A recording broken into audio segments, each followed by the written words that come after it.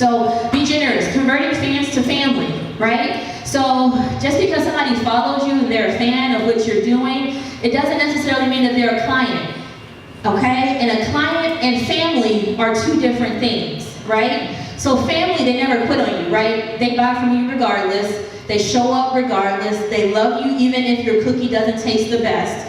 They're going to buy, and that's the type of clientele that you want to build. So how do we go about doing that? Is I keep it super simple, right? Because a lot of times it is always about following up with email blast.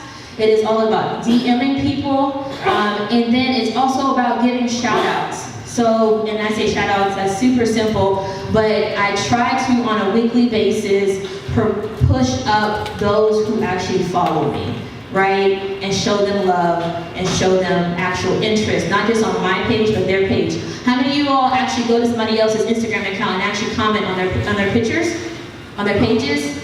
How many of you actually repost? Y'all repost, y'all do that kind of stuff?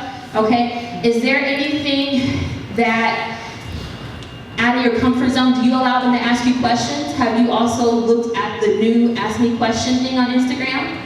Has anybody used that? Yes, some, okay. So by allowing you all to be transparent with your followers, that helps them to become more familiar with what you're doing.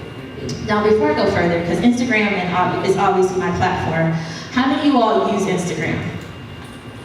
Okay, how many think you're doing